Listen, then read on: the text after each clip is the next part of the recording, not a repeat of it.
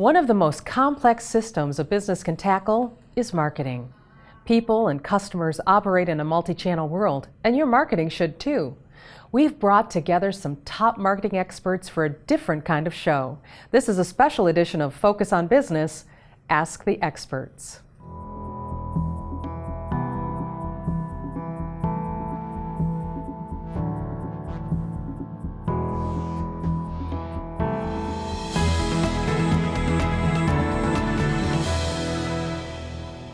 I'm Lisa Smith, and this is Focus on Business. Let me introduce our marketing experts. We have Tyre, Director at HubSpot, Duane Forrester, Vice President of Industry Insights at Yext, and Jason Dodge, the founder of BlackTruck Media and Marketing. I want to say thank you to our audience and to our guests today for being here on the show. We've got a lot of smart questions from business owners, so let's get right to it. Hi, I'm Spencer Marr. I'm from Sandler Training in Ann Arbor, where I run a business. We do sales training, and so I guess my question today for marketing would be kind of broad.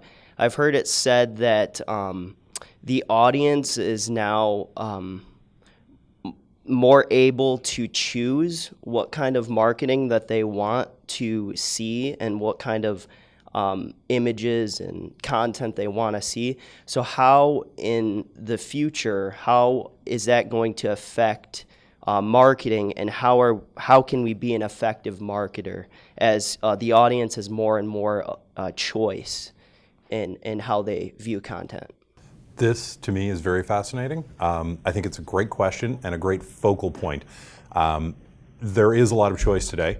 I think what's really important is understanding where your audience is, where they're spending time and looking to consume content from. When you understand that, you now have a very good roadmap to understand where to produce your content, which then helps you understand the what type of content and how to produce it side of the equation.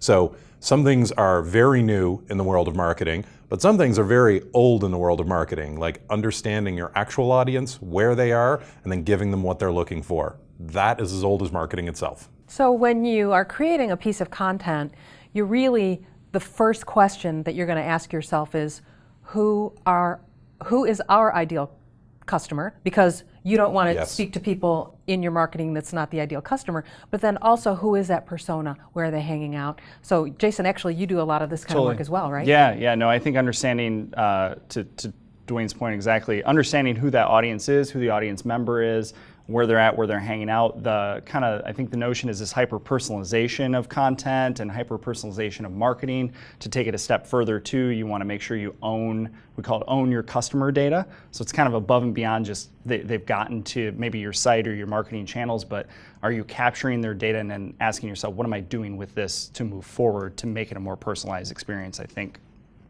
ratchets that up another notch too. Because they don't want to feel like they're being sold, is that correct? That's true. Sales and marketing in 2019 is really an archaic term, right? It's really schmarketing, right? Sales and marketing pushed together. So much better, schmarketing. Yeah, Jason, very good. I have a list by I think marketing. Exactly. And schmarketing is the alignment of sales and marketing, which really means growth. And so marketers do a lot of selling, right? They create the content. They send out the emails. They do the workflow. Sales does a lot of marketing, right? They have to understand the persona. They understand how to help people make a good decision. And so in 2019, you have to pull them together for generating growth. And small business owners need to understand the way to engage the right people, what to tell them when they're first in the awareness stage, and what they need to do to get them into consideration and then starting a relationship. Hi, my name is Hope Lavelle. I'm with Grandmere's Adult Day Club. We do socialization to promote older adults living their best life. And my question is, each one of you does something very different in marketing. And so as we are really kind of beginning to explore this sort of digital marketing landscape, can you kind of give me some feedback into what makes each of your companies different? Like when I'm shopping for a schmarketing company, like how do I know what services I should even look for or ask for, even as I'm going through the website or trying to make those phone calls? I would start with defining your goals. Right? In 2019, the way we solve problems is we figure out what the goals are and work backwards. So when you're engaging with like any service, you want to figure out, all right, what's the percentage or what's the amount of growth you want in 2019? How many net new customers do you need? And then we typically suggest doing like a reversed funnel analysis. If you want to grow $500,000 in 2019, how many customers are you going to need to get to that $500,000? And then how many proposals are you going to need to get to that number of customers? Then how many opportunities? Then how many leads? And when you start with that type of data, it becomes a little bit easier to understand some of the tactics and methods to get there.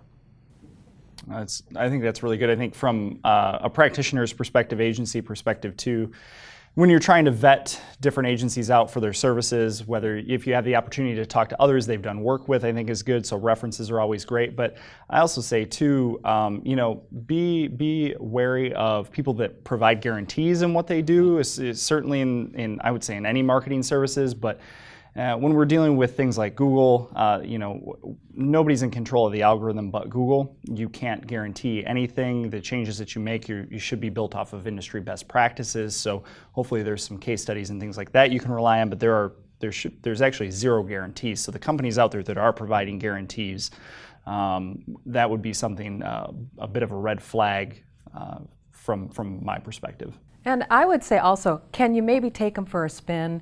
There could be a discovery phase in the shopping for a marketing agency.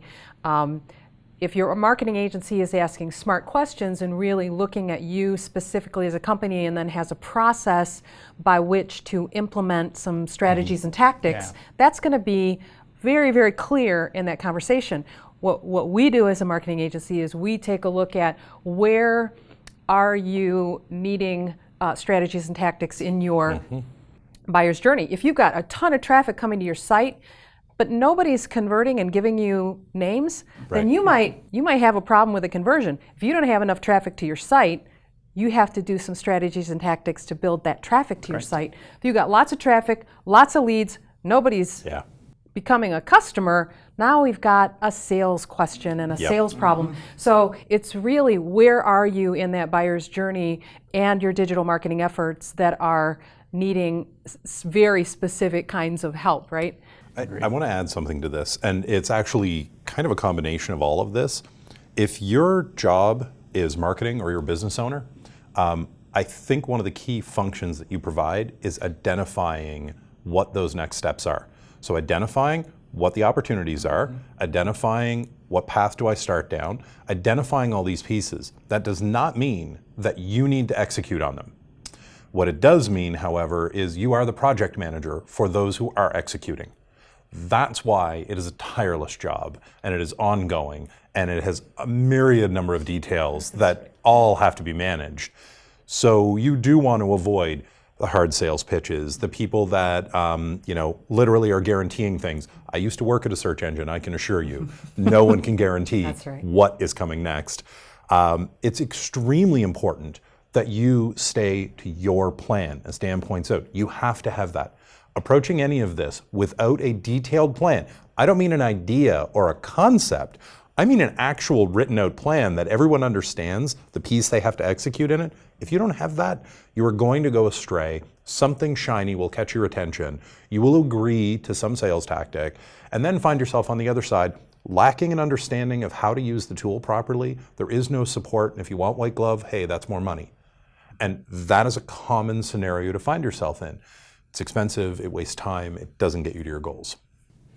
The key in 2019, I think, is having the data and the facts.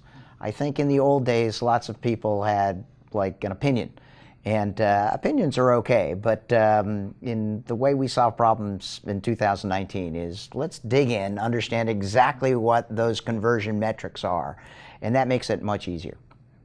Hi, my name is Chad Paulman. I am the co-founder and CEO of New Wave Technology Partners. We provide outsourced IT for organizations. And I have a two-part question. First of all, I see a lot of organizations struggle with data, the data that they have, their records, and a lot of times they're just an absolute mess.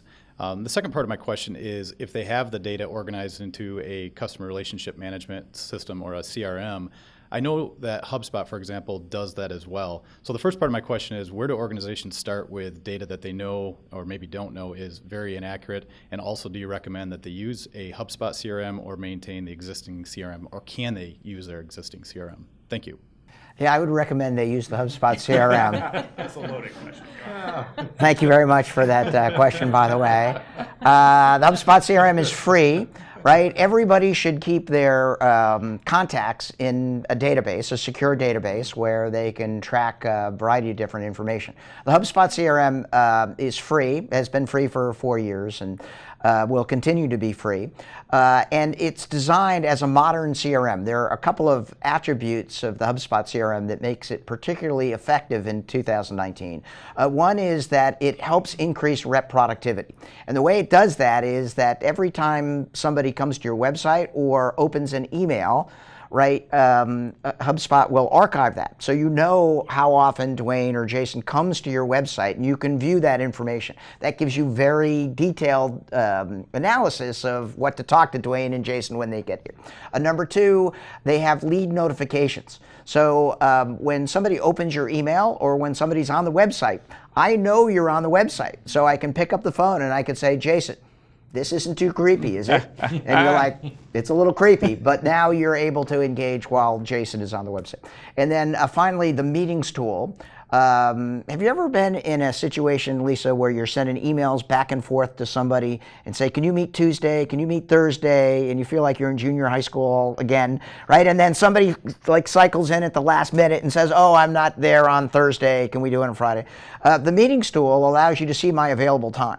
And I can send it to you, put you in control, and you can go in and you can say, all right, Dan's available at 6:30 in the morning on Friday. Boom, you can book that time, and then you just appear on my calendar. And I'll be sleeping at that time, by the way. All right, maybe 6:30 p.m. In that scenario, right, those three attributes are part of the HubSpot CRM, and it helps actually improve the way that business owners can relate to their client. I'm David Fant. I'm president and owner of Market Mapping Plus in Grand Rapids. I'm a direct marketing consultant. I specialize in helping clients in areas of direct mail as well as email campaigns. My question is that the world of digital marketing has expanded exponentially. We not only have the old tried and true direct mail postal campaigns, but now we have email, we have social media. Small companies are overwhelmed by the options that are available to them and what works, what doesn't work. What would you suggest for a small company in figuring out which of those many resources they should devote their time and money in? Yeah, it's a great question. I would start with measuring everything, right? I'm a big believer in not being myopic on one channel rather than the next. It's a little bit different for every industry, every location. I want to measure it. I want to find the best return on investment. I want to focus my time, effort, and money on what gets the most results, right? And having all that information in one place, being able to analyze the conversion percentages on each step of the sales funnel gives you all of that information and available to small businesses as well as large ones.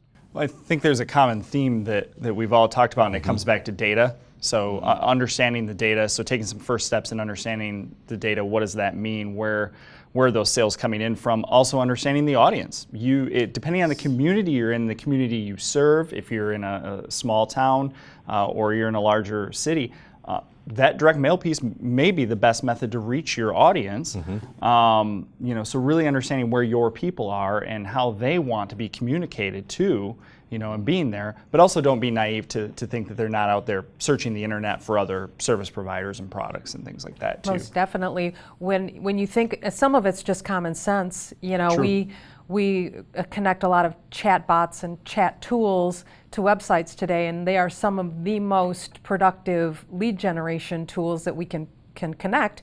But it has to do very often with how young is that audience, because it seems to be that 20-something group is much more comfortable with some kind of a digital tool versus an email or picking up the phone. So it's who's your persona, how do they like to communicate, back and forth. So And I think too, you really have to understand the core of your business, because if you're in a long lead gen process where there's a lot of questions and stuff that come up, the chatbot could be a really good point, because the reality of it is we're all at work, on our phones wasting time, because we can get the answer that way. I don't want to pick the phone up and call and talk to somebody now. I don't want to wait for the email when I can get that answer on demand. That might be an easy thing to do, but also don't get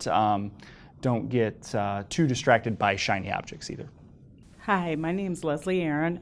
I'm with Pleasant Renewal, and I basically do in-home help services to help maintain those that would choose to stay in their homes.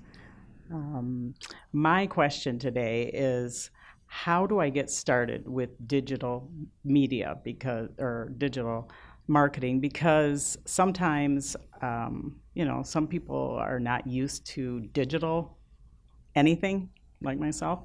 So how do you get started? Educate yourself enough to maybe be dangerous to ask those next step questions, and then start to kind of reach out to those in your area. Certainly SBAM is a good place to go and reference other professionals and see kind of who's who and can help you out. talk about free stuff. SBAM has a free membership, so Yeah. there's always great Absolutely. resources there. That free newsletter, it's just fantastic Just sign stuff. up. Yeah. I'd like to add that there are a lot of things that a small business owner can do that are free through Google, for example. If you look back historically, the growth of where people are searching, the growth of search on maps on their phones is one of the fastest growing areas that we've seen in the last decade. You can actually go in and claim a Google My Business listing at no charge. There's a time tax on this because you have to learn how to operate this and manage it. But you can go in and do that and define your local business area, set out the services that you have. So then when somebody uses the Maps product from Google on their phone and they're looking for those services, you have a much better chance of being one of the recommended businesses. Next step on that, asking for reviews from happy clients to make sure that that side of that cycle is complete. There is a lot for that I love the idea of getting some education just to kind of understand how deep and cool this water is because it's very deep, but that should not create fear or friction in getting started. You have to move forward. Good morning. My name is Fatih Tyre. I'm the founder of 7C Lingo. It's a cross-cultural communication company. We primarily focus on a lot of culture training as well as diversity and language services. So we are in a complicated industry because we're very much domestic, but we're very much global. I guess the one major question that I probably would like to hear, and it's similar to maybe you guys touched on it, the challenges of in-house marketing versus outsourcing it, because clearly there's a lot of free stuff, but time is never on your side. As a small business owner, and as well as a complication of the data. The data might be there, but you might not be able to utilize it the best way. So this is fascinating to me. I've actually run in-house teams and outsourced agencies and run a digital agency. So I've seen this from both sides. I can assure you that there's no easy path, and the answer for every company will vary slightly. If you're looking at bringing in the in-house talent, never lose sight of the fact that you have to pay the person. There is ongoing training involved. You're providing benefits to them, so you're paying them twice. There are hard, very deep costs to building your own internal knowledge. There is also the flip side to that, where that knowledge may leave you and then go elsewhere. Hiring a third-party company is fantastic because it gives you instant muscle and allows you to collect all of the knowledge within an organization and apply it to your business. So that can be hugely, hugely beneficial. What's extremely important is the tools that both parties are using, how they're managing the data, that they're capturing that data. I mean, you've heard it, data, data, data. You don't make decisions today without this information.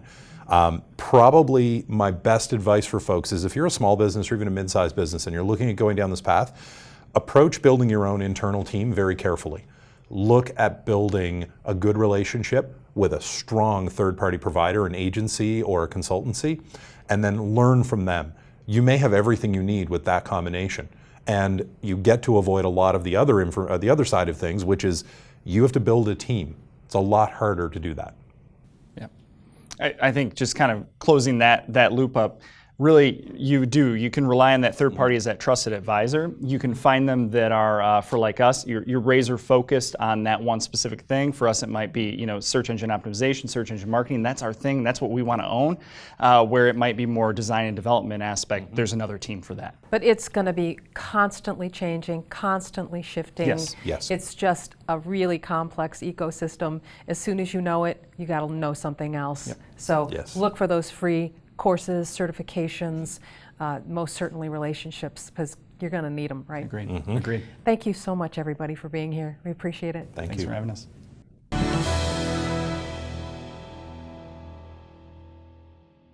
Jeff, one of the most common things that we hear as a company, and I bet you hear this too, is when it comes to software, what is the best tool? I mean, there's so much out there. What advice do you give people? Well, that's kind of backwards thinking. What we often see is people saying, what's the best of something? And think about it this way. If I asked you, what's the best place to go on vacation? You would say, well, let's say you're a vacation planner, and you would say, well, how much money do you have? Do you like the sun? Do you like the surf? Do you like the mountains? How many friends are you going to take, et cetera, et cetera? So for somebody to ask me, what's the best software thing to do a specific task, I have to ask those questions, because there is no right answer for everyone. It might be different. So we need to do the planning before we can make a decision. And once you choose a piece of software, you are investing a good amount of time. Very oftentimes you're investing a good amount of money. It's not uncommon to have to create handshakes between other pieces of software, your computer, your website, your cell phones. This is a big decision. Exactly. And so we need to do it right. We need to plan ahead and not just jump to a tool, not just jump and find a solution first. We need to go and analyze, what are we trying to accomplish, all those things that you mentioned. How is that thing going to be used in a mobile environment or on-prem, or do you need it to be in the cloud? How much money do you have to spend on the particular piece of software? But most importantly, what are the features that you want to do? And once you've figured all that out, and you already, let's say you have a process on how you're going to use that software, the technology is going to help you with the process, but we can't just jump straight to the solution. So what is the business goal you're trying to solve? What is the strategy? What are the features that you need? Then start to look at the software tools that might work for you, rather than get sold a piece of software. Thank you. You're welcome. Focus on Tech, brought to you by Providence, making technology easier.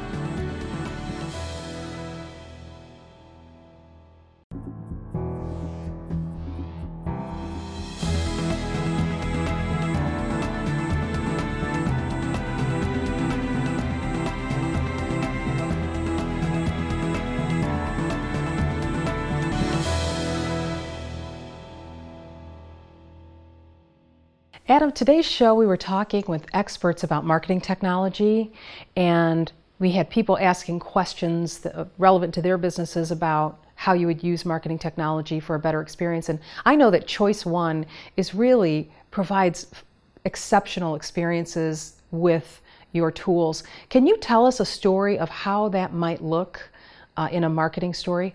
Sure. So the most recent example I have is with a home equity loan. And this is pulling some basic information on our customers as far as what customers have a mortgage, and then making some assumption as their equity in their home that they have. And then providing a personalized message to those customers, not just that you may be eligible for a home equity loan, but the size of the home equity loan, the payment, what they could do with those funds, and making that message specific to each individual customer. And it shows that we know a little bit about you, and we care enough to make that message personal. So when you reach out to people, is that then going to be in all different kinds of media, or is it going to be mostly electronic? How does that look? So it looks differently for all of our customers. If we have the ability to deliver electronically, we will. And then we use traditional methods as well, being a community bank, with direct mail and phone calls from our local managers.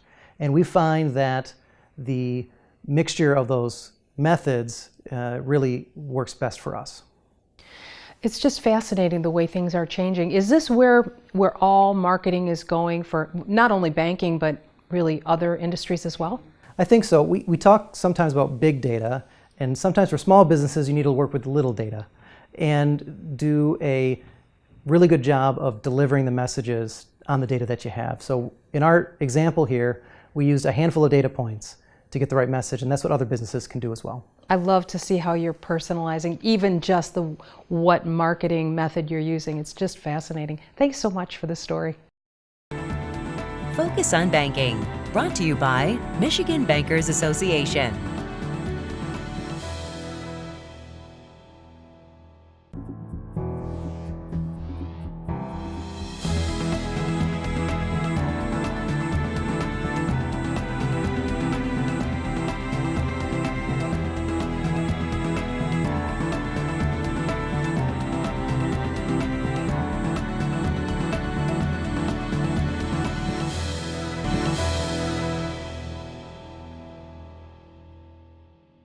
This is one of my favorite shows. We haven't done anything like this before. It's Ask the Experts. And I have an attorney sitting in front of me, and I can ask you anything I want because you're the expert. But it's really not about me. What I want to know is, what is the most common question that owners have for you? I'm a business attorney. Primarily, we have businesses coming to us. We don't really represent people. So they're always looking for advice on expanding, protecting their businesses, and buying and selling. Once you have a business up and running, you are either going to want to buy more businesses or expand your business, or you may want to be selling if it's a popular business. We do a whole lot of buying and selling of businesses, and that's probably our most common question is, okay, what's next? What do I do to protect myself into the future, make money, and then flip my business? This was awesome, I don't want to do it forever. So how do I sell my business? And you definitely need a lawyer for that. A lot of times business owners will start to negotiate the sale of a company and not really understand that they may be selling their intellectual property rights, that they may be obligating themselves into the future for not as much money as they thought. So you really do want some legal guidance there. And it's not as expensive as people think. When you're selling your company, it's really important to have that legal expert around, and it's well worth the investment to make sure that you're getting as much of your company as you should. Well, that begs a question for me, because I don't know what I don't know. Right. And this is one of those areas whenever I talk to somebody who's an expert, I think, oh, I wish I would have known that. Right. So should we be thinking about our relationship with our attorney like we would our financial advisor? Regular conversations, just check in and have lunch for an hour every Absolutely. quarter? Absolutely. And look for an attorney who is going to be available on a monthly basis. So for example, in our firm, we offer a low-cost monthly retainer just to be available for those kinds of lunches to touch base. That's a great and idea. have status reports about your company and see where you're going next. And that's a good thing to do. Don't be afraid of calling and asking for that kind of arrangement. Great. Okay. Thanks so much. You're very welcome. Focus on Law, brought to you by Policella and Associates, PLLC.